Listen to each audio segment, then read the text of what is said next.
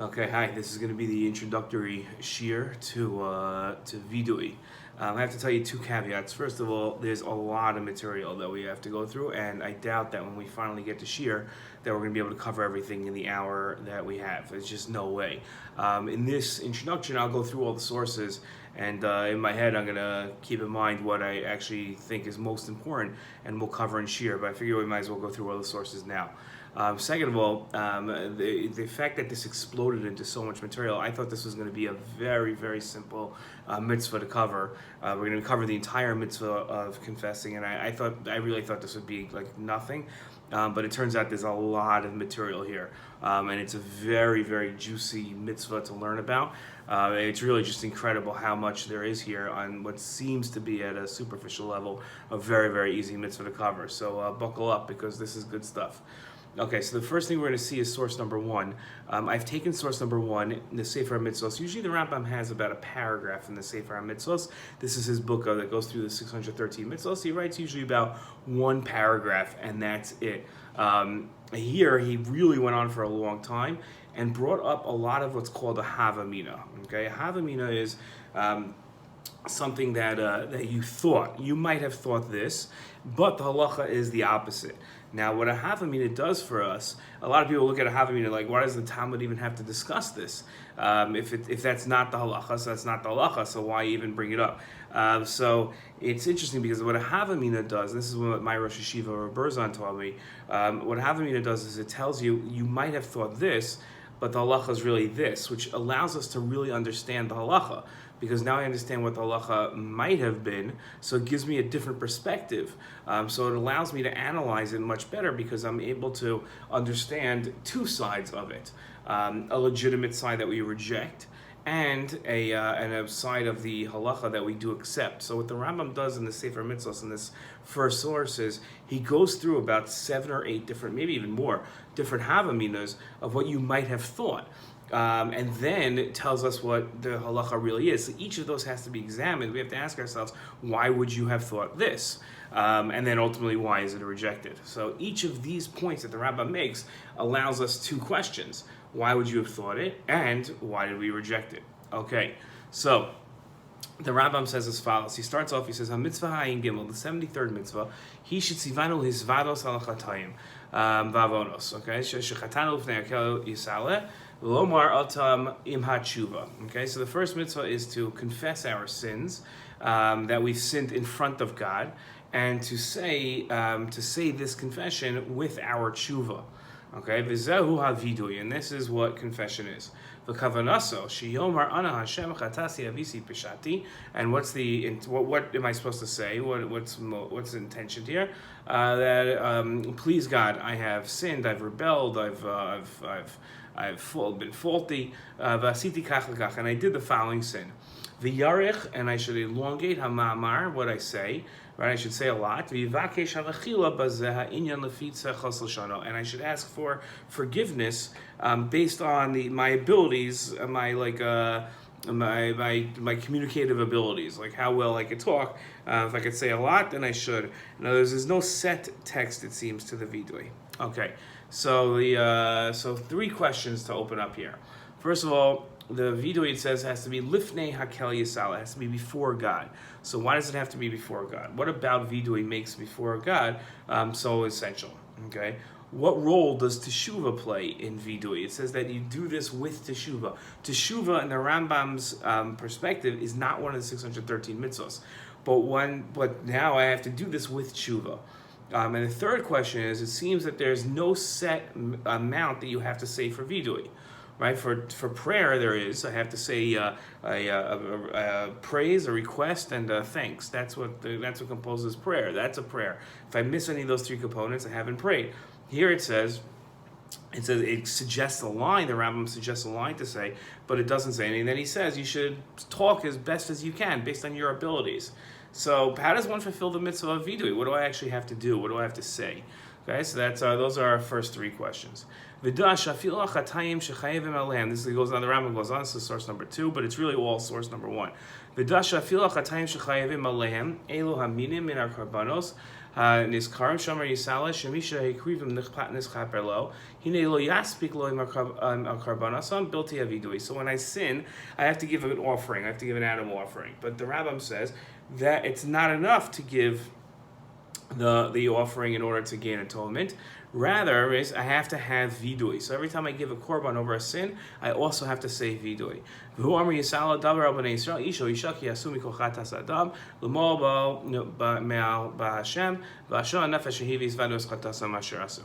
it's a pasuk to prove it. So the Rambam wrote that offering a korban without viduy isn't sufficient, right? So what isn't it sufficient for? Right? What are we not? What's the Ram? The Ram says it's not sufficient to just give a korban without viduy. So what isn't it sufficient for? What are we trying to accomplish that a korban without viduy isn't enough? Okay, that's our fourth question. Then the Rambam goes on. This is what we've numbered as number 3, but again, still part of Sefer Mitzvos. He quotes a medrash. Mechilta is a halachic medrash. Shanachnu nolmu man rizeh kasav elachiv haviduy metamieh mikdash. Okay, so it seems that if you just read the psukim in the Torah about viduy, you would think that this only applies to somebody who becomes tameh in the Beis HaMikdash, and that's when the person has to say viduy. Other than that, no reason to say viduy. So how do we know that the rest of the mitzvos also need viduy that I violate? So this pasuk says that they talk to Bnei Israel and they should say viduy, and that teaches us that it extends. So this is a classic what we were talking about before, a havamina. The havamina is that I only have to say viduy over becoming tamei in the Beis HaMikdash. Now it seems that it applies to other mitzvos. So why would I think that I only have to say viduy on a conceptual level? I understand from the pasuk it seems that way, but I'm talking about on a conceptual level. Why would I ever think I only have to say viduy on somebody who becomes tamei in the Beis HaMikdash? Okay. Going on to source number 4. And by the way, I'll put these questions inside the description here on this YouTube video, so that you can have the list of the questions. Okay. He says, and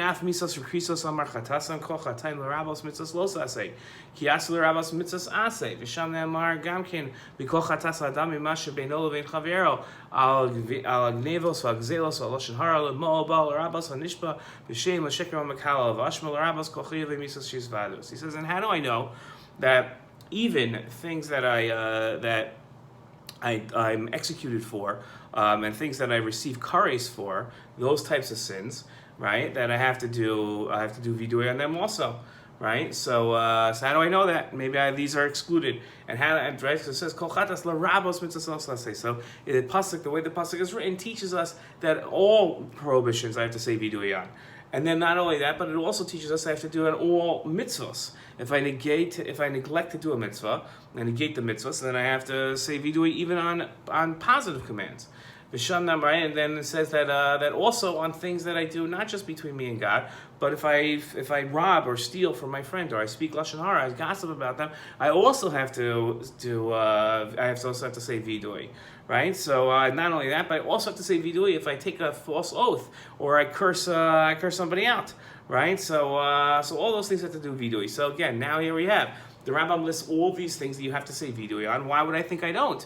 So let's look at this. These are going to be questions 6 through 10. Okay, why would I think that I don't have to say viduy on sins that have kares and a death sentence? I don't have to say viduy on those. Why? Why would you think that you wouldn't have to say viduy on prohibitions in the Torah? Why would I think that I don't have to say viduy on positive commands in the Torah? I don't put on tefillin. I don't have to say viduy. Why not? Why would I think that I wouldn't have to say viduy on mitzvos between interpersonal mitzvos? Right? Why would I think I don't have to say viduy then? And why would I think that you don't have to say viduy on someone who swore falsely or cursed out God? Those 2 mitzvahs I don't have to. All the other prohibitions I have to. But there's a reason I would think that these 2 are excluded. I don't understand, because what's the idea here? Okay. Source number 5. Yachol afan hergen al pi zomin lo amarti. Now this is fascinating. This is really, really fascinating. Watch this. This really absolutely blew me away. Source number 5. Yachol afar nehargen al pi zomin lo amarti vashon nefesh ahi. Ratzon omar shehu ein chayav lisvados kishiyadoa she'ein chet aval hu ad alav sheker. Okay, I might have thought that, let's say people testify falsely against me and I'm convicted in court. and now I'm convicted on false testimony. So I might have thought that that I don't have to say Viduy here, right? I might have thought I have to say Viduy, okay? And now comes along. No, listen, I didn't do anything. I know I didn't do anything. I know these guys are liars and they're testifying falsely, right? So I don't have to say Viduy. I know that. Okay, right? So, but now watch this. Okay, so first of all, obviously we'd have to ask the question of why would I even think I have to say Viduy on a sin I didn't commit? On a sin I committed, I understand, but I know I'm innocent. I know I'm innocent. I'm being set up and I'm being framed. So why would I have to say Viduy? But now watch this. Watch source number 6. This, I'm telling you, these are one of these things. Okay, so now I have to be honest with you. I read this and I thought I was misunderstanding it. It was so blatantly obvious to me, and it was just. I called about like maybe 10 or 15 people to make sure I was reading the Rambam correctly, because how does nobody talk about this? And it's true for a couple hundred years after the Rambam wrote this, nobody talks about this. Watch what happens. Source number 6. The Rambam in source number 6, when he writes this halacha in Hilchos Sanhedrin, okay, when he writes the actual halacha, he contradicts what he just said. In the Sefer Mitzvos, he said, if I know I'm being framed, I don't have to say Viduy. Okay? But when he writes this in his halachic Sefer, he says, you do have to say Viduy. I have to say Viduy when somebody goes ahead and frames me. The Rambam writes this. I'm not kidding. Look at source number 6. It's written right there. So how does he write that? So this is based on the Mishnah here. Look at the Mishnah says. This is a machlokas in the Mishnah. Rabbi Yehuda Omer, Im hayodea shu mezuman, Omer tehei misasi kapara al kol vanasi chutz mi'avonzeh. If I know that I was framed, okay. So what do I say when I'm about to be executed? I say, let this execution that's about to occur to me atone for all my sins except for this one that I was convicted on. And actually the guy gets up and says this, right? So Amrulo, so they disagree with Rabbi Yehuda. The Chacham disagree with him, and they say, Rabbi Yehuda, you're wrong. It says because every single guy will get up right before he wants to make sure his reputation is intact. He wants to make sure his family and his legacy is intact. So every guy right before they get executed, they're going to say this. So, right, and the Rambam explains in his explanation to this Mishnah, it's a source number 8, he says, Ein halacha Rabbi Yehuda. In the Parish Mishnah, he also goes against himself in the Sefer Mitzvos, and says, as he does in the Mishnah Torah, in source number 6, and he says that the halacha is not like Rabbi Yehuda, and if you're framed, you must say Viduy. So, a series of questions here that's got to apply to us. Says, why would you think that you don't have to say Viduy on a sin you didn't commit? That's question number 1. Why would I even think I have to say Viduy? Question number 2, this is really question 11a and 11b. There's a machlokas on this in the Mishnah, right? Rabbi Yehuda, we just said that someone that knows he didn't sin doesn't have to say Viduy, and the Chacham maintain he does. How do we explain this debate? What's behind the debate of whether you have to say Viduy or not, whether you don't? The Rambam is contradicting himself. In the Sefer Mitzvos, he says he doesn't have to say Viduy. And then the Parish Mishnayos in the Mishnah Torah, he says you do have to say Viduy. Now maybe you'll say, the Rambam changed his mind. Okay, fine, maybe the Rambam changed his mind. But here's the thing. You can't really say that, and I'll explain to you why. The Rambam wrote the Sefer Mitzvos and the Parish Mishnayos first when he was in his 30s. And then he wrote the Sefer Mitzvos as an introduction to the Mishnah Torah later in his life. And then he wrote the Mishnah Torah. And then he went back and wrote the Parish Mishnayos again. So if we look at the Rambam's life and we look at what he wrote here, first he wrote the Parish Mishnayos. And he said, if you're framed, you do not have to say Viduy. Then he wrote the Sefer Mitzvos and says, if you're framed, you do have to say Viduy. Then he wrote the Halachic Sefer and he said, if you're framed, you do have to say Viduy, going back to what he wrote in his 30s. And then he wrote the Sefer Mitzvos he wrote the Sefer Mitzvos, and then he says, you don't have to say Viduy. And then he goes and says the Parish Mishnayos and says, you do have to say it, because he wrote the Parish Mishnayos twice. Later in life, he went back and rewrote it. So how amazing is that? Right? This is like, wow. We're not skipping this in Shiur, I'll tell you that much. Okay. Source number 9. Hine kfar tizbayar lecha ki al kol minei avonos hagdolim v'aktanim afilu mitzvos aseh chayavim esvados alel. Okay, so So we already learned that on all different types of sins, great sins, minor sins, all types of positive mitzvos that you don't do, you have to say Viduy, right? We saw that. But Vor Shabazet, Tzivui Shehu Vizvadu Mchiyav Korban, Shaya Olav Machshava Shein Viduy Levado Mitzvah Vnei Atzma, Avahu Min Advarim Hanigrar Nachar Korban Utzrochu Shivar Izav Mechota Bezel Lashon Yachal Bezman Shehem Meviyim Isvadin Uminayin Af Shebezman Shein Meviyim Tamid Lomar Daro V'Nesu Isvadu. So he says that you might have thought that because you have to say Viduy every time you say a korban. Sorry, you have to say Viduy every time you bring a korban. So you might have thought that maybe Viduy isn't its own mitzvah. It's part of the halachas of a korban. So he says, no, that's why the mechilta has a special learning, and it comes out, it's its own mitzvah. Okay, why would I have thought, here's question number 12, why would I have thought that Viduy is just a small halacha within korban? Why would I have thought that it's not a mitzvah itself? And obviously, why is it its own mitzvah? Okay, source number 10. V'adayin mashma Viduy yela ba'aretz. Midayin af begalus. Talmud lomer is vadu es avonam, v'asavon avosam, v'chein Daniel omer, l'cha Hashem atzdak avonu b'shas apanim. So here's something strange. The Rambam says something odd, and then he brings two verses to prove it. Now, the Rambam literally brought these. This is not based on the Gemara. It's not based on the Medrash. This is the Rambam's own idea. Okay, this is found nowhere. The Rambam says, I might have thought that I only say Viduy in Eretz Yisrael. How do I know even in the exile I say Viduy? So he quotes two psukim. Okay. Now, this opens up a question. Why would I think that Viduy only applies in Eretz Yisrael? There are mitzvos that only apply in Eretz Yisrael. They're generally agricultural mitzvos, right? Viduy only in Eretz Yisrael. Why also in exile? And then the Rambam brings down these two psukim. Where do these two psukim come from? What does these two psukim have to do with anything? Okay, source number 11. Hine yizbar lecha mikol ma she'izkarnu she'viduy mitzvah b'fnei atzma v'chol v'lachotei al eize chet shechata u'bein ba'aretz bein b'chutz la'aretz bein shehevi korban bein shelo hevi korban hu chay lizvados kamo she'amar yisalav yizvados chatasam asher asu v'loshen sifra v'yizvados ze viduy dvarim Christ bar mishpatei mitzazu. Okay, fine.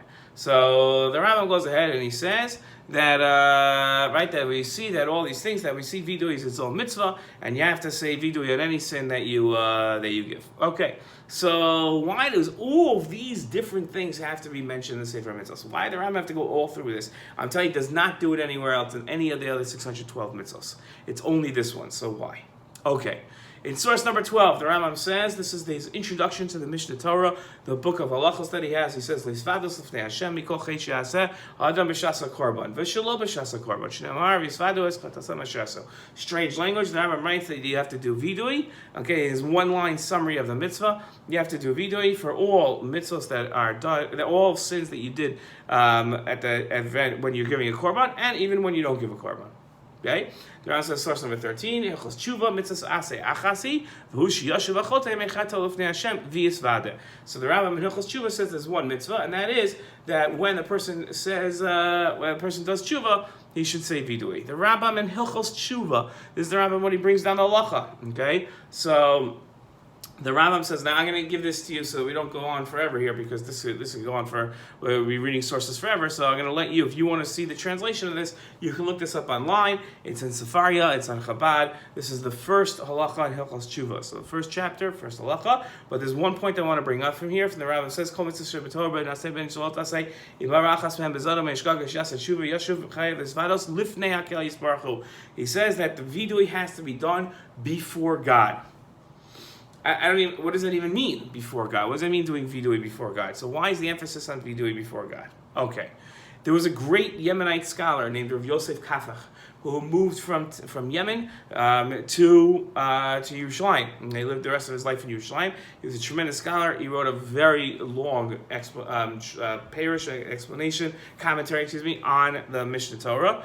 And here he says as follows. This is source number 15, and he says the following thing. He says, "Af shelachora mashma teshuva hi mitzvah." It would seem to be that teshuva is the mitzvah, not Viduy. V'lohi, that's not true. Ela das rabbeinu ha-Viduy hi mitzvah. According to the Rambam, Viduy is the mitzvah. V'tshuva ein el hachana v'achshar sadam likras ha-Viduy. Teshuva is only a means to an end of getting to Viduy. Okay, okay,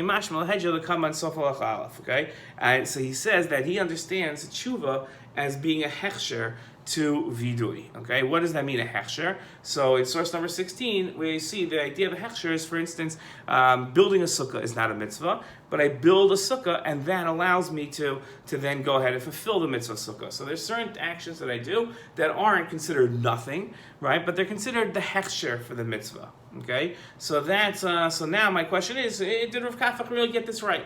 Right? Do we agree with Rav Kafach? Is teshuva really a preparation? Is it a hechsher mitzvah for the mitzvah Viduy? Okay, that's question number 17. In source 17, okay, another idea of Rav Kafach. Rav Kafach says as follows: Divrei Rabbeinu Brurim shechovas Viduy hirak al avara al mitzvos asay or mitzvos los asay. Okay, it seems to be according to the Rambam that Viduy is only on something that a command that you violate, okay, a prohibition, or on a mitzvah that you didn't do that you were supposed to do. Okay, umakor advarim b'sifri zuta kamo shehuva b'sefer mitzvos. Okay, so he says v'yesh averos sheish chova l'shumen ach lo shayach ben Viduy.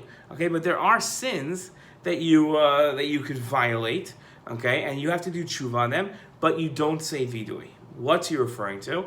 He's referring to this in source number 18, this fascinating source in source number 18. This is good. If you don't know this source already, if you never learned this before, this is going to really blow you away. Says the Rambam, Atam harshein shuva ela me'aver sheish bein maseh kigon znus v'gezel v'gneva. Don't think to yourself that shuva only applies to sins that have action, like for instance, you violate one of the sexual laws or you steal from somebody. Just like you have to repent from sins that have an action, so too he has to examine his bad character traits, okay, and bad ideas that he might have. You also have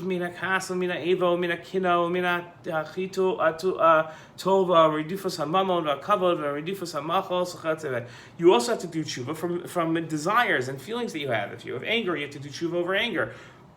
If you have hatred, if you have jealousy, if you're greedy and you're always chasing after money or honor, right? So all these things are not, or that you're always looking to eat more, right? So all these things you also have to do teshuva over, okay? Ve'elu ha'avonos kashim yosam sheish behen ma'aseh shebizman she'adam nishka be'elu kashil lefrosh behen. Okay, so he says, and these are actually harder to do teshuva over, more so than regular sins that you do, like actions. Okay, so here, this is what Rav Kafach is referring to. Here, I have to do teshuva, but I don't have to do Viduy. So how come there's no teshuva over our character traits? That's source number 18. Okay, sorry, how come there's no Viduy over our character traits and only teshuva? And how can you have teshuva without Viduy? How does that work? Okay, so you have to explain that. Okay, source number 19. Kol mitzvah b'dvarim lo gamar b'libo lazov harizeh dom l'tov v'sharetz biyado. Okay, shein atfilu melas lo ad sheishlach hasheretz. V'chein omer umodev azov yurcham v'tzarach lifrot esachet shenemar anachat adam azechat hagdola v'yasu lehem el kezav. Okay, so here the Rambam says as follows. This is big. The Rambam says, whoever does Viduy, okay, whoever says Viduy, but he doesn't accept in his heart, he's not really committed to stopping the sin. Okay, it's Yom Kippur, I gotta say Viduy, but let's be honest, I'm not gonna stop speaking Lashar. I just enjoy it too much. I'm not committing to stop. I know I'm not going to stop, so why commit to stop? So that, the Rambam says, is analogous to somebody who goes ahead and goes into the mikveh holding a rodent which causes him to be tameh. So he's trying to become tahor, but while holding the thing that's causing him to become tameh. So obviously it doesn't work. So that's his analogy. Okay? And he says that you have to specify the sin that you committed when you say Viduy. It's not enough for me to get up and say, God, oh boy, did I sin. Please forgive me. Now you got to say what you did. Okay, so here's my next 4 questions. Okay, 4 questions. Okay, so the Rambam says as follows. He said this analogy that he gives of going into the mikveh holding the rodent. Okay, does that mean that you're not yotzei Viduy? You haven't fulfilled the mitzvah if I didn't commit? The Rambam doesn't say that. He just gives this analogy. Right? So does that mean that I fulfill the mitzvah? I haven't fulfilled the mitzvah. If I say Viduy, but I didn't commit to stop the sin, I don't know, am I yotzei the mitzvah or not? That's my question. Okay. What about Viduy without accepting to sin means that it's lacking? Why is that an integral component of it? Okay. And why did he say that it's a problem? Shouldn't he have said, right? Right? He says, shouldn't the Rambam have written that teshuva without accepting not to sin is a problem? He should have specified it. Why does he not say that it's a problem? Why does he just give this analogy? Okay, and why does Viduy require me to specify the sin? Okay, going on here. The Rambam says as follows. He says, okay, so our last question, right? Why is the Rambam wrote that Viduy requires specifying the sin, but he also says that that you should do so based on your abilities, right? So, do I have to specify the sin, or is it just based on my abilities? Okay, that's the question. Is the Rambam contradicting himself there? Okay, so those were 24 questions, which are probably more because there's like 11A, B, C. Okay, so that's a lot of questions. Okay, so now we have source number 22 and onwards are sources that help us answer the questions. You know what I think I'm going to do? I think I'm going to make this a separate video. The answers I'm going to make a separate video so that this one is only 25 minutes long, and then the next, so we could watch it in 2. Okay, I think that makes sense. Okay, so the next video is going to be the sources. Okay.